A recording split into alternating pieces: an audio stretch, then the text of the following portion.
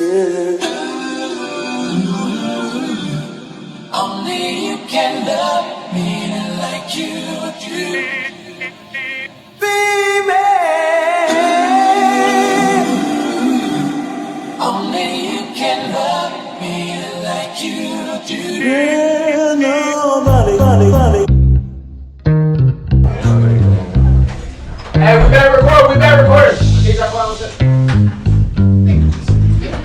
We're really good at that. Yo, what up? We back. This is the Homi and Frnz podcast, and this is Rhyme or Reason. We here. This is Act 3, and this is the indie hustle. So up here on this act, we got C Paper, Corey P. Thank you, yes sir. We got Plexx. We got Floda, you know what I'm saying? So we're gonna get right into it. And I'm gonna ask y'all the same question that we asked everybody else. Anybody can take it first, but who are you and how did you get here? Not everybody at once, right? My name's Plexx. I'm from Radcliffe, but my story's kind of similar to Tex. I was an Army brat, so I started off out here in Radcliffe, and then in 5th grade, my pops came called us in the room and said we was moving to Texas, and I stayed in Texas for a couple of years, and I came back here. I enrolled at James T. Alton in 7th grade. So a lot of everybody's stories, I didn't grow up in that side of town. I grew up on the other side of town. I grew up on the north side of town. I didn't grow up behind the cab or nothing. So a lot of these people that's in this room that I ended up rapping with, I didn't know at first. The only person I knew was J Hawk. He went to school. I went to school with him. And Dollars, man, I woke up rapping. I've been rapping my whole life. I used to press record on a tape recorder, press pause on the cassette tape, write down the lyrics to the songs and then memorize them, and I would go to school and rap the songs to the kids and stuff like that. That Money Ain't a Thing, that Jay-Z and Jermaine Dupri, I had 6, 7 songs I would always rap, and everybody's like, you should be a rapper. And then I got to Radcliffe, and I just couldn't stay out of trouble. Brown Street, I turned to school, kept getting kicked out of school and stuff, but I always rapped. I was nerdy. I ain't look the part. You know what I'm saying? I ain't look like everybody else look. I was a skinny kid, big glasses. I ain't had the fly clothes and stuff like that. I ain't had none of that. But I could rap though. So I was always hanging out with the kids that was cool and stuff because they wanted to hear me rap. And then when I got to high school, I used to hear a dude named Chris Bassett and this dude named DC. They used to rap. You know what I'm saying? They used to rap under the steps all the time. And I was real young. I was 9th grade. I would run up there with my little paper and start trying to rap. And eventually they listened. They was like, yo, little dude's all right. Then my name started going around the school for rapping and stuff, and me and this dude named Sneak Pete, Sneak was rapping fast all the time, and everybody was all amazed at him rapping. They was like, yo, Plexx can rap too. And then me and Sneak battled in the hallway in 10th grade, and from there it was up. Everybody started knowing I could rap. And there was a cat named Carlos Darden, and me and Carlos used to battle on the bus all the time, and there was a dude named Alvin Bethia. And me and Dynamite. And he sharpened my pen, man. We trade bars in school. And then it just trouble, jail. I wasn't reliable. Couldn't get on no song with nobody because I couldn't stay out of trouble. I was always letting people down, drinking, drugs, all the bad stuff that come with that. And then I was in the trailer park one day, and I would record with my homeboy Antron. And I was at work one day, Antron called me, and he was like, yo, I got somebody want to hear you rap. You know what I'm saying? He's trying to put something together. And that dude's name was AJ. And he put me on. You know what I'm saying? It's real controversial how we did it. Man, I feel like you skipped the part though. Oh yeah. In Antron Studio. Yeah. Yeah, I was. That was a crazy time. Yeah, I was the man until this one cat came along with dreads. This tall kid sitting beside me. This nigga's man. I would go to the studio and try and have this little dudes in there rapping their little stuff, and I'm just waiting on Every morning. Every morning we was in there every morning. Every morning I was walking in and I'd just be waiting on them to wrap it up so I could do my thing. And then one day this guy was there, and I was like, who the hell's that? And it was like, man, that's Flo, man, this young dude, man, he's called. I'm hearing the rap, and I'm just like, shit, this nigga good. This nigga real good. And I vibe with him. And then shit, we damn near made a tape together. Not for real. We was in there non-stop trying to get noticed. And this is back before Flo was Flo. This is back before he had the camera. back before I was a battle rapper, it was just us in the grind, and nobody know who he was. Me, him, Denzel, Kilo. We was just every morning we go to Antron's first thing in the morning. He beat me there half the time. I wake up, I live right across the street. I woke up, he already over there recording and shit. And we freestyle shit. We just jumped up there and sharpened each other's skills. And then it took off from there. And then the pit cipher happened eventually. And I met a dude named Beezy from Dope 16. He was like, yo, you have a battle rap? Because at the pit cipher, I went and dissed everybody. Like, I accidentally did it. I thought we was all battling. I didn't know we were supposed to do that. So like, yeah, I was one. I think Dallas went before I did at the cipher, and I'm just like, I'm thinking Dallas was doing it wrong. I'm like, bro, you rapping, you just rapping, bro. You supposed to be getting at him. So it was my turn. I got at everybody. I'm in everybody's faces, saying funny stuff about him and stuff, and it just kind of turned into the battle rap thing. I never won a battle rap. I never won. I got something to say on that topic too. Go That ahead, was go that ahead. was good. Now I'm gonna let you finish. I'm gonna let you Nah, I finish mean, your but- shit, yeah, but but I got something funny about that. In a nutshell, it went from me being a rapper to accidentally becoming a battle rapper, and I took off with that shit. And I ended up going to Brooklyn. I went to URL, and you know what I'm saying, got to watch the professionals do it and everything. I went battling in Nashville. I battled all over. Had a lot of battles here that some people was probably at. And I just turned into a battle rapper. I never wanted to be a battle rapper, ever. I never liked it. That shit was hard. Like, you have to write 8-9 pages and memorize that shit, and I'd be drunk. So I'm on stage. I was a real, the whole time I was a real bad, I'm 7 months sober now, but I was a real bad alcoholic.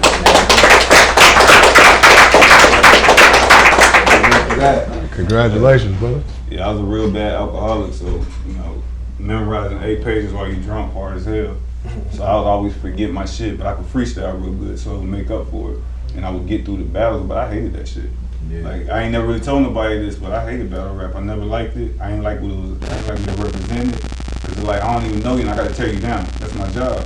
To say bad shit about you. I don't even know you. Yeah. And if I had to, I'll make up some shit about you. I'm trying to win that shit. I was fucked up. But I ain't like battle rap. And then after battle rap kind of faded and that little wave died down, I got to making music, and it just turned into what it is now. And it's the reason I ended up on this couch. I mean, I did it kind of fucked up, you know, dissing people and, you know, all the shit I started, but like 10 years later, we here talking about it. Yeah, So, it come with the game. So Yeah. you know what I'm saying? I think everybody in this room kind of like gonna respect that 100% anyway, because it just come with it. Shit, I done call bars from a lot of niggas, and I can't rap a lick. So, you know what I'm saying? You had to let it slide. That's I can't do nothing. I'd have been live. 16. Right.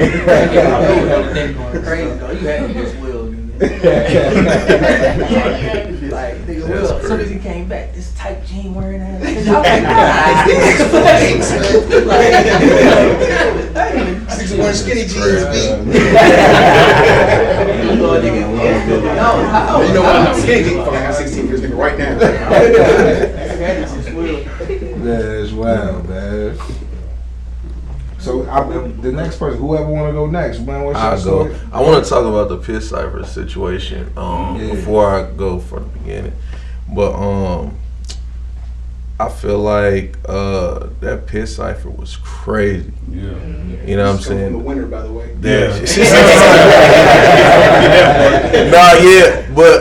Nah, it was crazy. The funny part about it was it wasn't even supposed to be everybody battling each other. I started it, but I did it. Like I'm a mastermind with like manipulation. I ain't gonna lie when it come to certain shit like that, winning and shit. Like, bruh, like you did the interview for everybody, bro, and I was like, yeah, it was so messy. But I knew what I was doing. I'm like, bro, you know what I'm saying? Woo woo woo, it's flow woo woo. I'm coming. Like niggas was like, oh, so we battling? Everybody started going against each other type shit, and then I didn't have not one bar to nobody. This nigga was performing. Like, I didn't have not one bar. I just did my own shit. So while everybody was like battling each other, I really just did my own shit and just like told my story. I figured like I could kind of You know what I'm saying? So I figured that's how I like breeze through that shit. You know what I'm saying? But like I said, it was dope. Like that whole night, it was a crazy night. That was a legendary night. Like for the area, that shit was crazy. Cause even looking back at the footage, I'm like, oh my god! Like if I was on some of the other end of some of those bars that was coming out, you know what I'm saying? It was crazy, bro. Game went crazy. Yeah, went crazy in there too, man. So Lee went crazy in there too. And it was a lot of shit. So I kind of, like Dame said, I kind of speed through shit. I first started off with a guy named Kilo Gotti. He came from Louisiana. You know, I was kind of I was trash. I ain't gonna lie. I'm not one of those guys that's like just born with talent. I think my talent is focus. Whatever I focus on, it's gonna be hard. That's why I was able to transition from being a dope artist to a dope videographer. If I really want to do it, I'ma lock all the way in on it 100%. Like I can't see nothing but that until I perfect it. So I was trash, and he was a good friend to let me know, like, bro, that shit trash. You gotta like. So I'm like, damn, it kind of hurt me, but I was like, damn, okay, shit. And I kept writing and spitting shit, and he'd be like, okay, you getting better. And then every time we would jump on a track, everybody would always be like, that shit hard. That nigga Kilo killed that shit. And that shit would make me feel some kind of way. Like, they ain't never say nothing about my shit. So I would really, you know what I'm saying, focus in on my shit. That was around the time we was going in Antron studio. We was recording. Crazy. That was just one of my motivations. Like, you know, yeah, we hopping on the track together, types it, whatever. But I kept feeling like, you know, I'm holding a team back. My shit trash. Like nobody ever say that nigga's killing shit. So I was going in there almost like every day, trying to perfect my shit. Like I said, met Plexx, met a lot of people on the way. And like I said, the grind just got crazy, hungry. That's when I was stepping out, passing my CDs out myself, putting my posters up myself, trying to, you know, I was traveling like crazy. I was really trying to do it. Like, I didn't care if niggas fucked with me or not. It really came from, like, I was really hungry. I really, really wanted it bad. I fast forward to basically transitioning from like being just fixated on bars to like more so the melodies. You know what I'm saying? And just I really found like, okay, like melodies will really make you, okay, I'll give you an example. Like being a videographer, I filmed a lot of niggas with bars and mumble rappers and shit and all that, right? Mumble rappers is I know it sounds crazy, but it's music as well, right? Because yeah, they're not saying, they may not be saying a lot of words, but it's a melody, just like a piano. It's no words to it, but you can feel it. You know what I'm saying? It'll make you feel a certain way. Right. It's the same thing. So I really grasped the concept on like what a melody can do to somebody and change the whole mood. So I switched from being a hard rapper to being more melodic. Gotcha. You know what I mean? And that was my wave, and I was like, damn, I kind of like this. And that's when I think I started finding me and who I really was. Because I grew up around everybody I grew up around was street, bro. You know what I'm saying? My pops was street. My pops was heavy in the streets, bro. You know what I'm saying? But I wasn't, though. You know what I'm saying? So I was always lost on like, who am I? Like, what am I? I'm always around people that's getting locked up. They trapping. I'm like, not a trap nigga. I'm not like, not a nerdy ass nigga, but I'm not a trap nigga. Like, where do I fit in at? Right. You know what I'm saying? So I think music overall kind of helped me, you know, tell my story of who I am. Because every time I tried to explain to people who I was, I would always get it wrong. But through art, it was like people got me. You know what I'm saying? They got me. They got you. You know what I mean? They like, okay, I get who he is. You know what I'm saying? So, but yeah, from that to just, like I said, transitioning to being a videographer, it was like, you know, like I said, from being hungry, I was like, bro, I want to do this myself. Like, niggas ain't shooting my videos right, you know, no diss to anybody, you know. But it was like, bro, it's like, bro, you know, I want my shit shot right, bro, you know, everything I wanted. So I went and got my own camera and everything. They like, bro, how you gonna do everything yourself, bro? I'ma try. And yeah, I shot my first video. It was hard, it was tough. You know, everybody was like, bro, that's crazy. And I remember I forgot dude's name, but he asked me to shoot a video for him, and when I did it, he gave me a $250, and that $250 felt like $1 million, because that was the first time somebody really paid me something for my talent. And I was working at a factory back then, you know, I think it's 13, 14 an hour, you know, you know what I'm saying? So that $250 off of something I just did in an hour, I'm like, yeah. I just seen a vision like, bro, I'm just now starting. So I know a couple years from now I can be making 1,000 a video and stuff, in which I did. You know what I'm saying? And it was coming quick. But yeah, after that I was like, I don't know if I want to rap anymore or be at this factory. I think I'm gonna change my whole trajectory. Like this feel like shit, trap money. Like this is coming fast. I'm talking. You got people that can actually rap, people that couldn't rap. You got people that, you know, so the money was coming fast, you know what I'm saying?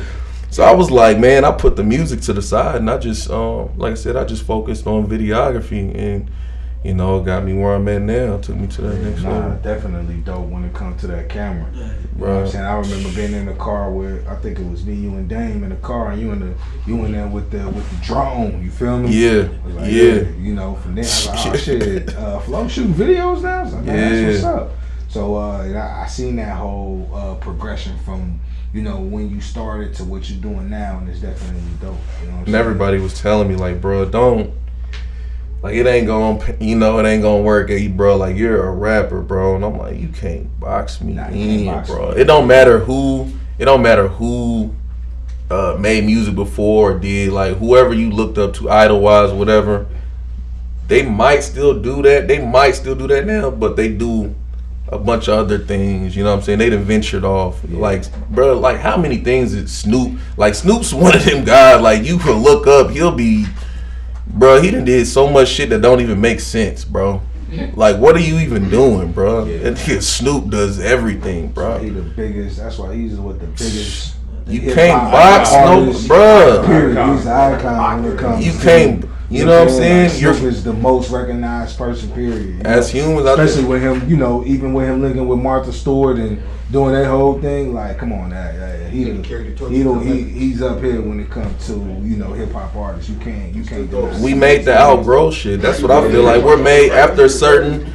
I feel like after you master your craft, like you give it all you got, and you know this is all I got to give. You like, damn, I want to find something else. Yeah. You know what I'm saying? Once you hit that pinnacle, that peak where you like, it's not doing nothing else. I feel like I'm living the same day every day. It's not, nothing's growing. You're going to start looking for something else, bro. I feel like that's in every category, every situation. That's real shit. You know what I'm saying? But that's my piece, though, for sure. Corey P. Still in studio time. Well, you know, I was kind of blessed in. You know? That's supposed to happen. You know what I mean? But nevertheless, man, I ended up venturing off on my own. But you know, I started rapping, you know, age of 6 years old. You know, I used to always hear, you know, matter of fact, my older brother Regal, he used to always tell us, man, come rap, man, rap. And I would write lyrics or whatnot, and it just became something like a passion to do. Went into elementary school. I think it was elementary school I sold my first tape. Either elementary school or middle school I sold my first tape. Calvin told me that, man, go in there. That's whenever he just hit a nigga with a baton. No disrespect, but the same nigga that threw the pit cipher. That nigga was like, bro. We're gonna have to do an episode. We're gonna have to do an episode on the pit cipher, because I think a lot of people don't really know the story behind the pit cipher and how that shit came about. You know what I'm saying? So it's a whole story on that pit, on the pit cycle. You know what I'm saying? And that pit cycle, I say this: the pit cycle started from that That go back to 2000. From that post, from that Facebook post, where it had like 500-600 comments on there, and then it grew from there. Yeah, you know what I'm saying? Because originally we were supposed to go and do the pit cycle at Bread Boy Studios, and we came up there, and Beats was like, "Hell no, y'all not having shit." You know what I'm saying? And then it grew from there. So it's a lot of history when it comes to to that pit cycle. You know what I'm saying? How all that shit even came about. You know, I got all of we was just looking at all the raw footage the other day. I got all the raw footage on the external hard drive from the battle and all of that shit. So, but yeah, go ahead, paper. My bad. Nothing, you know. I'll try to be quick, man. That's whenever, you know, I was told to start, you know, selling CDs. So me and my nigga Grizzy, you know, we was out there rapping back then, and we ended up selling CDs, man. We sold our first tape, I think it was in middle school, for like $5, and we was geeked off that shit. And then from there, I mean, I feel like just a lot of the music for me has always been through the fact that my family was built off of music. You know what I'm saying? Damn near every artist in here has been to my mama crib. And I was able to embrace everybody's energy then, so I would always write music. You know what I'm saying? I used to write different rhyme patterns on a piece of paper first, you know what I'm saying? And it became an addiction for me to just always do music. And then I started realizing, going through depression, that, man, this is just a way for me to express myself, and it became a journey. But life hit me real quick, you know, coming out of mama crib, and you know, nigga had to start paying bills and, you know, cell phones and all this other shit, and I started figuring out different ways to hustle and mingle around, you know what I mean? I think that's whenever it started becoming something of an urgency, and it wasn't passion anymore. But I was able to drop, you know, a multitude of music, you know. My nigga GB was like, man, let's go and get a record label going, you know what I'm saying? So I'm like, shit, fuck it, let's do it, nigga. I don't give a fuck, you know what I'm saying? We jump in there, we start getting our record label going, bro. And I think that's whenever I realized, like, damn, we can make money off of this. You know what I'm saying? And we started putting, you know, shows together. I done through tours. I done worked with Making It Magazine, double platinum recording, single platinum recording. Goddamn Sony Records came down, you know what I'm saying? We were at a point where it just felt like, man, this is all I want to do. I got locked up during the process doing it for missing a damn drug test, because I was in drug court over some bullshit that I was already involved in, and that's whenever I started getting sober with my life. You know, now I'm at 13 years of sobriety, and a lot of people appreciate it, man. Appreciate it. You know, sobriety can really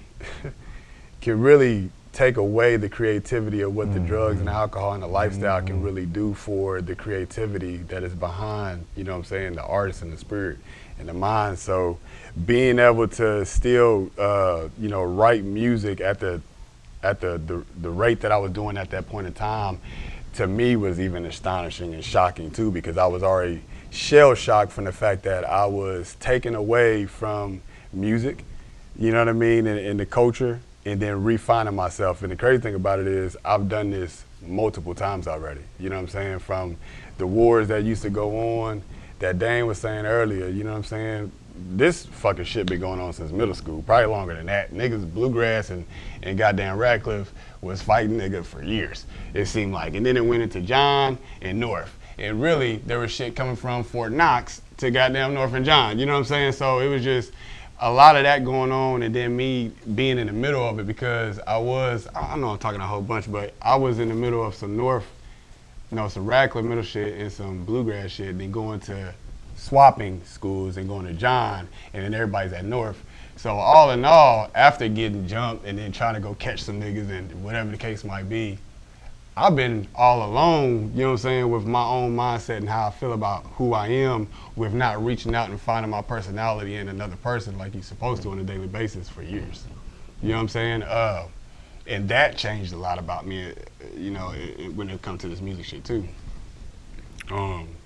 But now, just to cut it all off real fast. I've been exploring trucking. I've been exploring different lifestyles.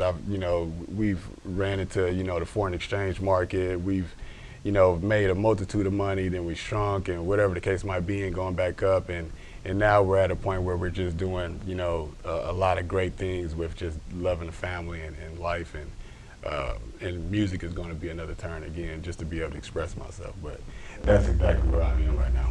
I see you back in the music. You dropped today.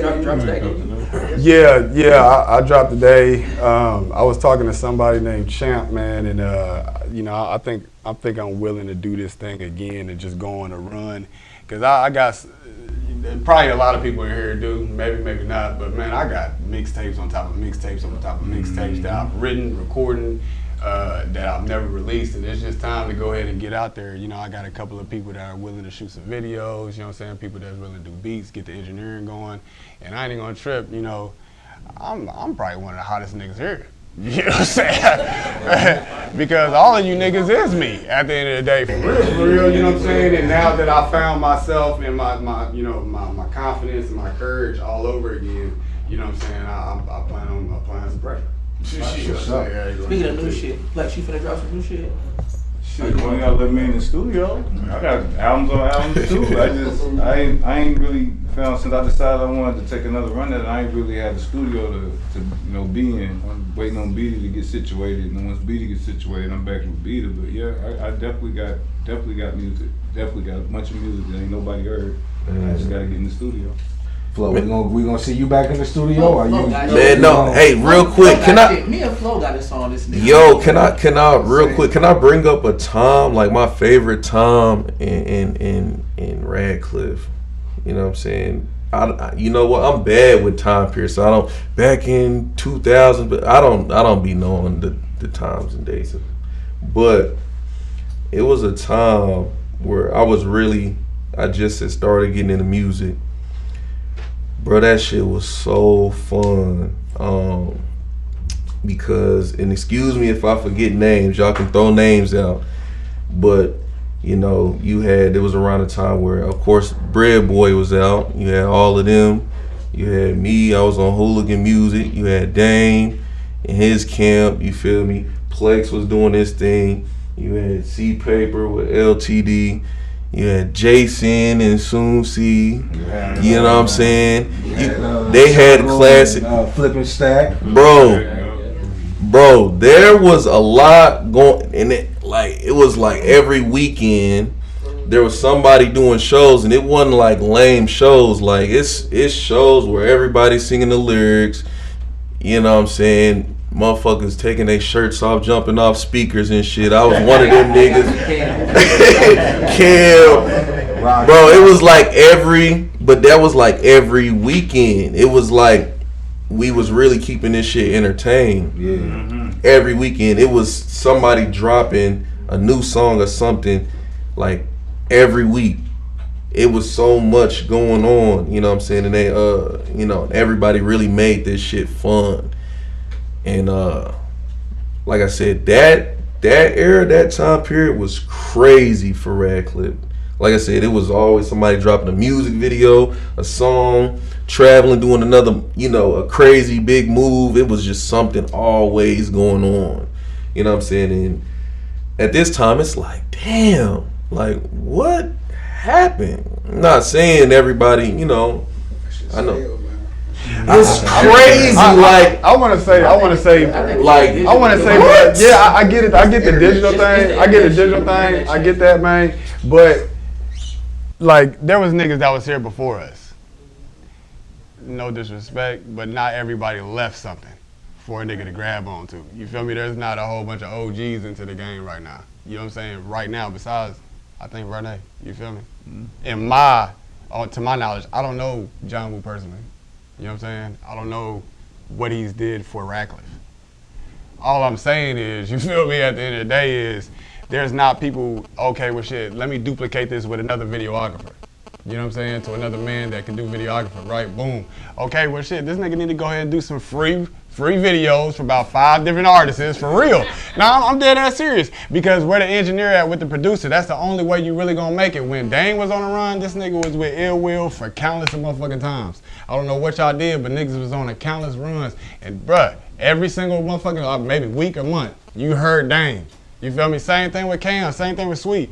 But niggas ain't duplicating the process. Text for me, stop giving out free music, man. So many I ain't saying all that. You're gonna stream it anyways. You feel me? You're gonna stream it anyways. Nowadays, right? You're gonna stream it anyways. But all I'm saying is, even the producer, you feel me? He gonna catch it off the stream too. It's the same way. So all I'm saying is like, bro, we in a small ass city.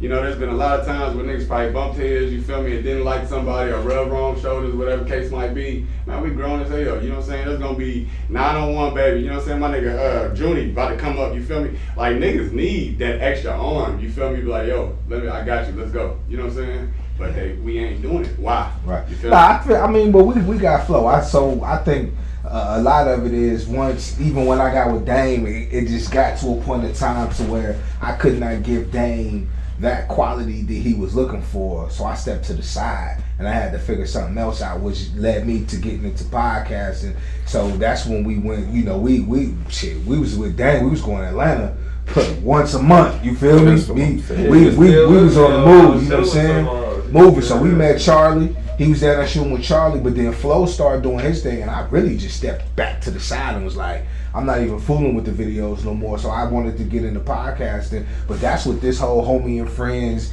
25ive8 Networks thing is about, is to give y'all a platform in a new way to come out here and have something to do. Man, so this whole thing is a community for everybody or anybody to come to and be a part of. But I think Flo is giving out those quality videos and, you know what I'm saying, doing those things for everybody in the community. So people just have to tap in, you know what I'm saying, and see what's going on. A lot of people don't know what we have going on here, and that was one of the reasons why we wanted to, you know, do this. Not only, you know what I'm saying, give everybody out here their flowers, but just also expose y'all to this space and let everybody know what we have going on. So, you know, it's open for anybody to come to, you know what I'm saying, do y'all thing, whether you need to come in here and just have some inspiration because you just want to write, you know what I'm saying, whether you want to come in and do a photo shoot, you know what I'm saying, you got something to say, you need to do a voiceover, you know what I'm saying, we just have these things open and we provide that. We provide that for anybody. So this is not our space. This is everybody's space. You know what I'm saying? This is, and that's hence the name Homi and Frnz. You know but I think also, I think the trajectory of music is just changing. Yeah. I think when we was coming up, it was like, okay, you either play sports or rap. You know what I'm saying? That was the biggest. That was, you know what I'm saying, as far as options, like, yeah, you can go to school and do all that, but for people that didn't even have school on their mind because of just their area and their upbringing, where they came from or whatever, you know, or they may not have had, you know, somebody to look up to even bring them into schooling or whatever, it was like sports, I'm a rap. Yeah. Now it's crazy, like my son, you know what I'm saying, he's 14, you know, I just asked him, you know, because we be talking, and I'm like, man, y'all don't be, you know what I'm saying, freestyling, you know? He like, what? That's some old people stuff. I'm like, bro, what? I'm like, damn, what? Yeah. He like, nah, we want to stream. And I'm like, so it's crazy how now it's like the dreams and aspirations have changed in the generation. It's like either sports or streaming. It's like rapping is not even really a lot of young, like I said, even filming the videos and music videos, it's not even, I'm never filming younger people, bro. Mm-hmm. It's people in their probably later 20s and up. I'm not even catching those 17-year-olds, 16. Yeah. I'm not catching none of those, like not one. Right. So, you know what I'm saying? That's like, damn, that's crazy. Like, what does that mean for music, the future of music, if we don't even have too many inspiring artists like that anymore? I think something that was different from the way we all came up, like kind of like what Paper said, man, I had a Renee, I had a Vance Ditto, You know, we had people to look at. You know, people there was text. There were older people. You know, we knew it was possible because I remember going to Loke House and seeing that still thirsty posted on the fridge. Like, oh, who's dude? She telling me that's Renee. Da, da, da. There was somebody already there. Like they said, we knew it was possible. When you go to a Loke House and you see Renee on the refrigerator, I'm like, I'll get on the refrigerator like him. You know what I'm saying? But like nowadays, because we are branching off into different things. I'm focused on my sobriety, focused on family. I'm focused on I'm getting older. You know, Flo's doing the camera now. You know, Papers find himself doing his life thing. We ain't available to be available for the younger cats. It's like we got to do stuff now. We got to grow up, just like Gutty and all them had to grow up and move forward. We all getting older now. Yeah. So like, if there's not a generation after us, then they got to stream. They got to do something else. They got to do because we in the age of instant gratification. We in the age of the internet. Everybody want to get rich as quick as they can. If they ain't got to get shot being a rapper or going with the less work possible, or doing just whatever you want to do. But that's why I think streaming is like. I think that's why they want to do streaming more because it's like, bro, you mean I get to act like an ass like throughout the day and get paid for that shit? Like I get to just cut up, do whatever the fuck I want to do. But being a you know what I'm saying, and get paid for that shit. And then you got people like Kai. That's like, yeah, bro, we get paid more than rappers. Oh, that was it. That was it. What shit? What? You gonna pay after he said that? Money to rap. Rapping costs money. And it's big. And then you got DDG. You got a bunch of them saying like, yeah, we a rapper who, a rapper where, like we get paid more. It was up from there. I think once they started making those kind of statements, it was like, damn, it's like, okay, the secret's out. Rappers ain't getting paid like y'all think they are. You know what I'm saying? Yeah.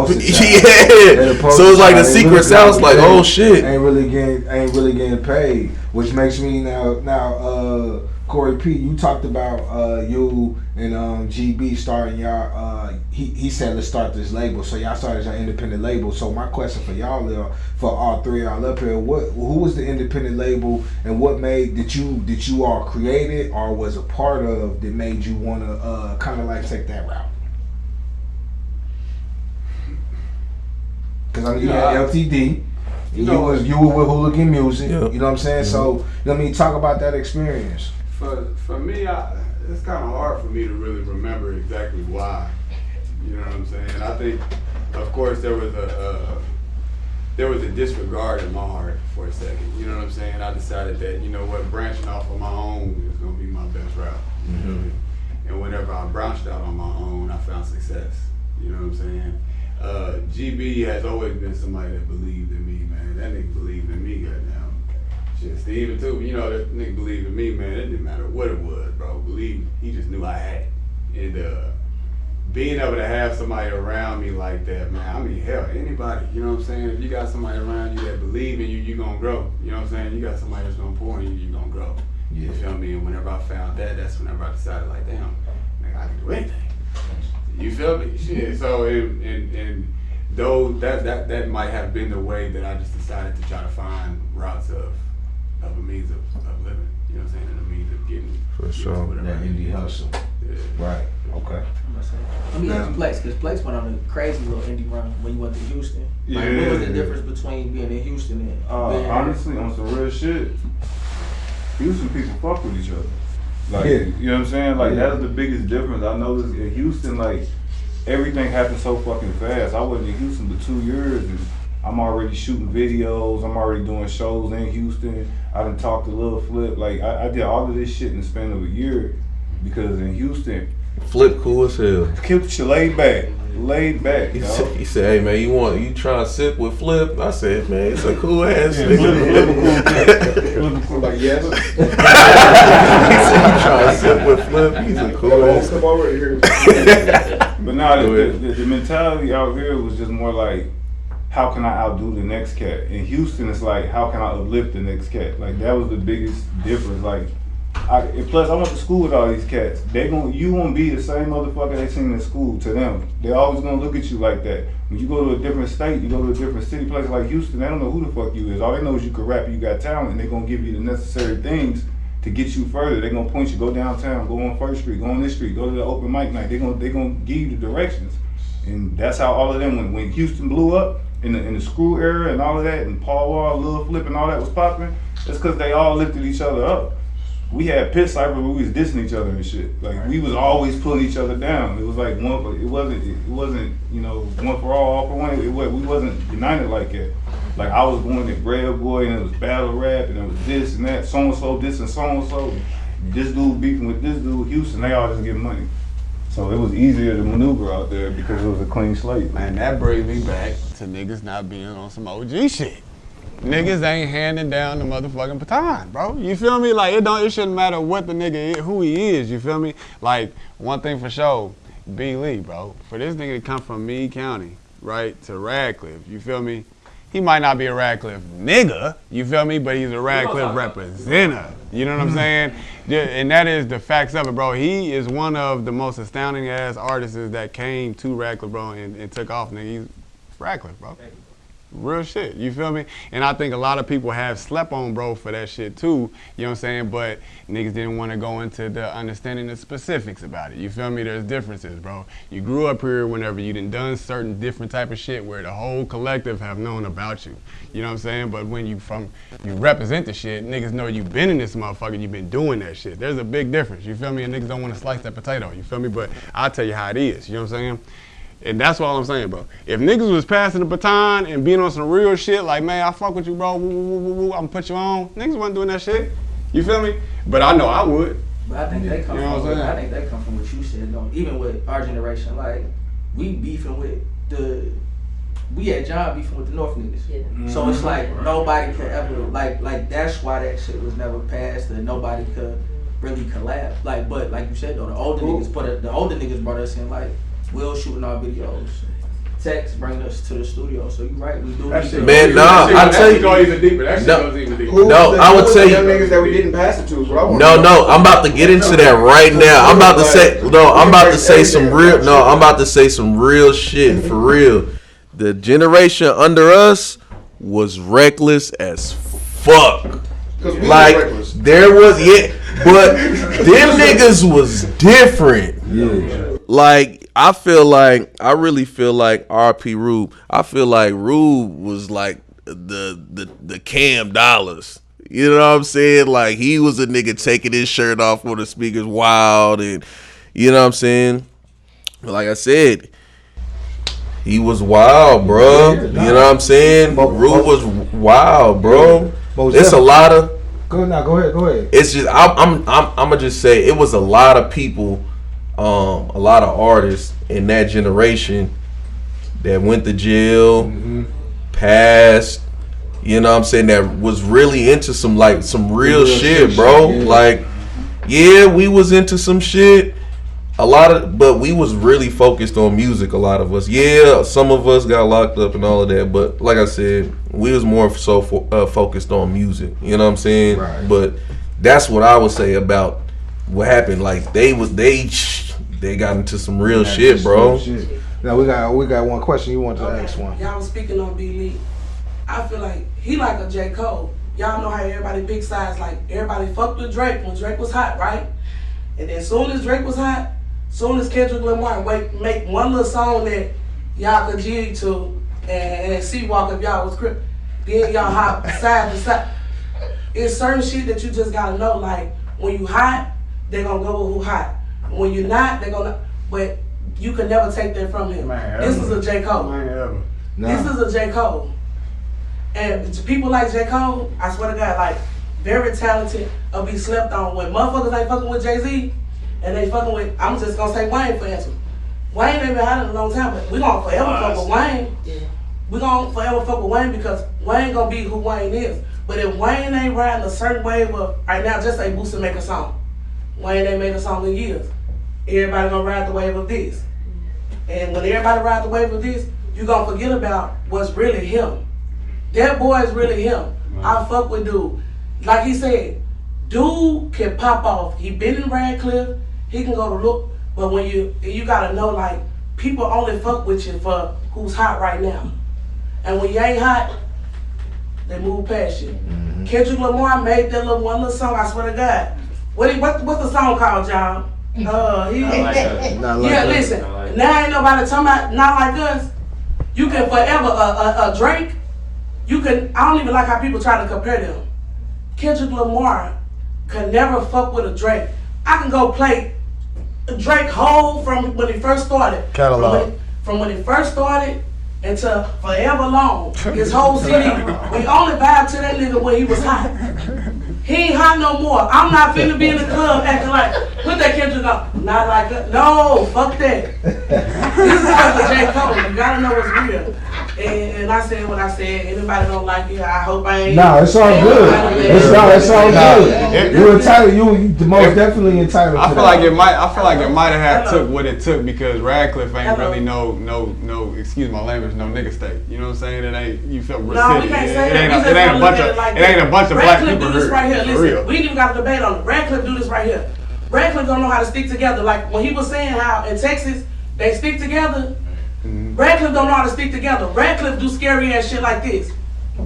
I've been doing this, man, since I was a little kid. So thirsty, I swear to God. I just realized I was sitting next to him and said, man, you Mr. So Thirsty? I wouldn't even breathe. Mr. So Thirsty is insane.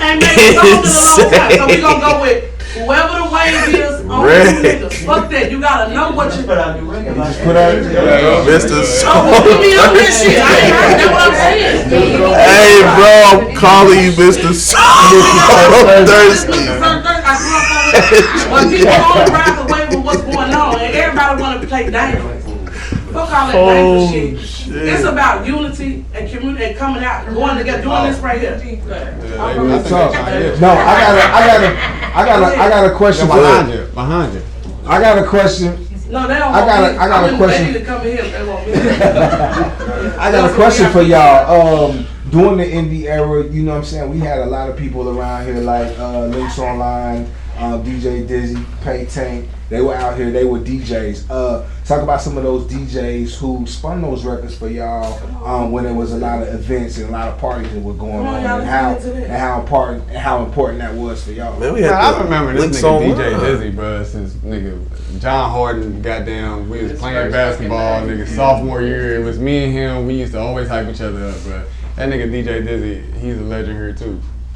Also, what's his name too? DJ Murphy. DJ Murphy. Yeah.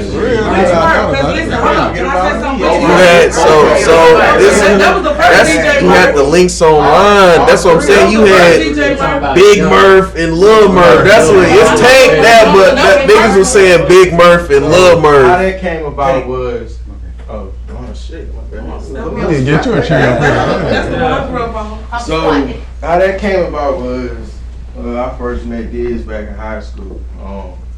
What a lot of people don't remember was he had the song Beast Mode. Hell yeah. DJ Feezy was playing it on the radio. You know what I'm saying? So if you want to talk about facts, you gotta get Dizzy his clock. Yeah. You know what I'm saying? He taught me how to DJ. Okay. So he was like, well, what's your DJ name gonna be? I'm like, well, I'm gonna be Big Murph. Okay, Big Murph. You know there's a Little Murph. Like, Little Murph was like in fucking elementary school when we met him. Man, he popped in his tape. This nigga's like 10 years old going crazy. So I said, man, I gotta change my name. Shit. So change my name. Shit. Terminator.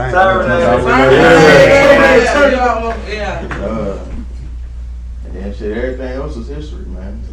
I remember him doing shows, Dizzy. He was Cam DJ. I remember Chuck. I remember Live. 14 years old. Right. His mama said he can't come from behind. I'm 22 years old with a 14-year-old in the club. That's crazy. You know, I remember Dizzy and Cam doing shows together, you know what I'm saying? Going everywhere. So, shit. Our group touched everybody's music that's in here, you know what I'm saying? It was once upon a time, if you had a record, you had to go through us to get it played. Nah, for sure. Your Mirage Days, Knights of Columbus, Gotta Get It Right Now. Shit, Get It Right Now. A lot of people got their ass beat off that song. and who was playing it? One of us three, you know what I'm saying? Yeah. So shit, the Blackout. Man, that was. It was a massacre. What song was playing? I get it. That was your It was a fault. rough ass day. It was a rough ass day, man. White out, the blackout. White out, blackout. Shit. The motor was the only Man. one that ain't have no fight. Man. People, we still talk about that shit today, man. You know, blackout, like, goddamn. But, shit, we out, shit. It was us, and like I said, we played a part in everybody, so shit. Yeah, definitely. Now, Flo, we talked about the independent labels. Corey P, you know, LTD, Plexx went on his run when he was in Texas. You was with an independent label too. Talk about your experience when you were rocking with Hooligan Music and what that was like for you. Man, I ain't gonna lie, that shit was different for me, because I think Kilo had moved back to, I think he moved to Atlanta, you know, and that was like my right hand man as far as like making music and shit. So, you know, we was always making music together. We was always writing shit every day, you know what I'm saying? So when he moved and it was just me, I kind of felt like, dang, bro, like, you know what I'm saying? You know, when you got somebody that's you always work with and y'all always motivating each other, you know what I'm saying? It was like, dang, bro. But I kind of felt more pressure because it was like, you know, I got to keep this shit going. You know what I'm saying? I can't just let this shit, whatever. I got to keep this shit going. It was Corey. His name was DiBiase as well. He used to make music. But he's like, bro, you hard. Like, whatever you need, whatever, like, we about to get you together. Like, let's go. And he really showed me how to push a record. Like, I thought it was just like put it out, let the people decide if it's hard or not, you know what I'm saying, and let it be what it is. But he would always tell me, and he would always beat in my head, like, bro, you gotta think bigger. Like, in everything I did, like releasing shit, whatever I did, he would always be like, bro, you are the best. Like, you gotta tell yourself that. He was like, cause I believe you the best. Like, I need you to believe you the best in like whatever you do. So I would just always try to think like 10 steps ahead of whether it went through like that or not. You know what I'm saying? The thought process was like, bro, I gotta be ahead of the game. You know what I'm saying? So I learned a hell of a lot from being with Hooligan Music. But I also learned a lot from Vernay as well. Not from the yes, I got a lot of motivation from the music side, but from the hustle. You know what I'm saying? Vernay just showed me how to have a mouthpiece. Because if you know Vernay, he got a mouthpiece, bro. He can hustle, bro. He can say you some shit that you ain't even know you bought. You went to the crib like, damn, like, he's a slick motherfucker, bro. So, like, you know what I'm saying? I think it was this one little situation, long story short, where I think he was trying to buy his car. And I ain't gonna go into the full story or whatever, but he wound up getting a job through the people that was selling the cars. You know, I was like, bro, what? Like, how you even do that, bro? And he just make a joke, like, you know, if I do this, you know, I buy the car or whatever, and they wind up doing it. And I'm like, bro, what? Like, it's crazy. So, you know, he's like, bro, you gotta open your mouth. You gotta open your mouth, bro. You know, so. He really showed me how to use my mouthpiece. Open your mouth was crazy. Pause. I hate we in the Diddy here. Diddy fuck everything up. You can't say nothing now. Hey, mind you, these two guys dissed each other once. Remember that. Hey yo. I can't confirm nor deny. Hey yo. So I don't even know what happened with that situation. I don't even remember that shit. It's like they constructed it and then it just went bad. Like, it was like, I don't know. I felt like we was on the phone at one time, everything was cool. Very next day, we wanted to kill each other. He said, "Cam Dennis." Cam Dennis. I love that nigga. I was like, so I will say it's when that came about, I will say which I'm not about to stir no, you know what I'm saying? So I'm not throwing no names or nothing, but I'm gonna just say it was like I was around some people and they was just like, man, you gotta kill this nigga out. So I was like, so I'm like, what's going on? You feel me?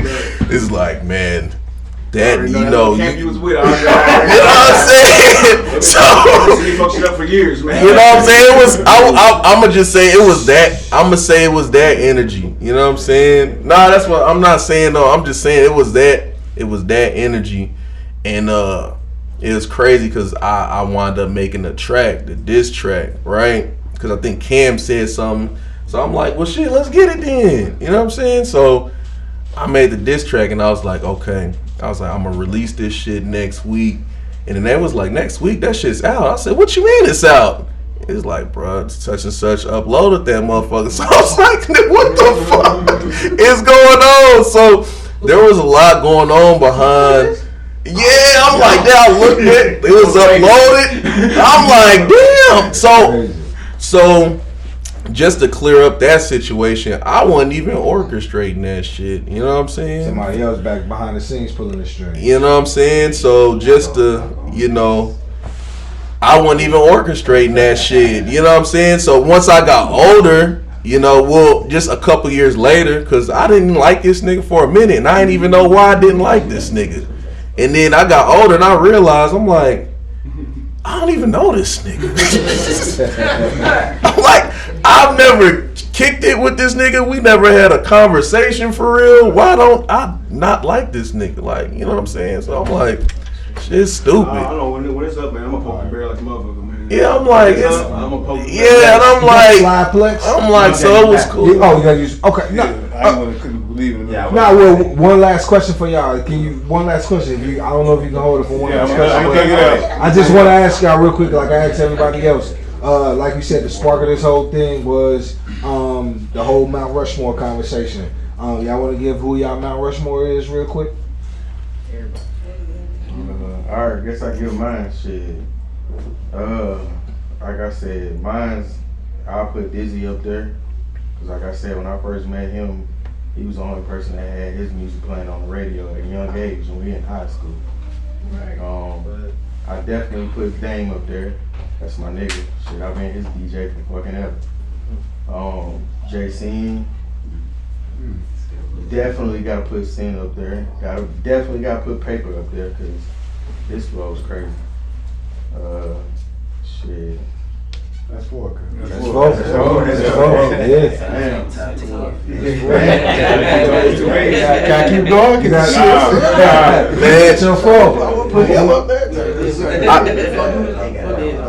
Yeah. So we gotta go Plexx and Paper. Flo, you already did your He was already up there. He didn't he? Nah, this is first time. I don't know if I can just give four, but I say number one to me, Vernay. You know what I'm saying? Like I said, that's just, you know, the first person I seen really doing shit and really having an impact. You know, the first person I was listening to his CD and shit. Dame, you know, of course he went on a strong ass run. He ain't never stopped. He just, through all the bullshit that we go through as humans, as fathers, as just whatever, just regular people, that nigga still put out music. He don't never let that interfere with, you know, putting out music. You know what I'm saying? So, dang. Cam, I have to say Cam. Just cause that time period, that era, I would just always hear about Cam. Like I said, never knew him, but I would just always hear about him and shit. And I'm gonna put myself. I don't care. Niggas be like, I ain't gonna put. I'm gonna put myself. I don't care. Nah, Flow, definitely nice. Okay. Mine would be Dame, Vernay, B the Mills. Okay. And Talking shit. Last two. One last. I don't know that last. I put Sweet. Okay. Sweet. Corey P. Shit, I got my nigga Kid Crucial. For sure, that man, goddamn, that nigga nice. That nigga don't drop shit. But I'm not going off of longevity and stride and impact. You know what I'm saying? I'm going off of who has like personally inspired me in a way that, you know what I'm saying, nobody else has. You feel me? And that's definitely gonna be a kid. That's gonna be charisma. You know what I'm saying? A lot of niggas don't even know who he is. You feel me? And then I'm gonna have Regallo for sure. You know what I'm saying? And then I'm gonna do myself. But honorable mention, man, you got to put respect on this nigga name. Goddamn Dane, Beasley, and Vernay for sure. Okay. Sure. Gotcha. And Cam. Sorry about that. Gotcha. Okay. Well, cool. Well, we going. That is the indie hustle. So we're gonna take a quick. We're gonna do a quick intermission, and we're gonna just 5 minutes. We're gonna get to the next. We're gonna get to the next one.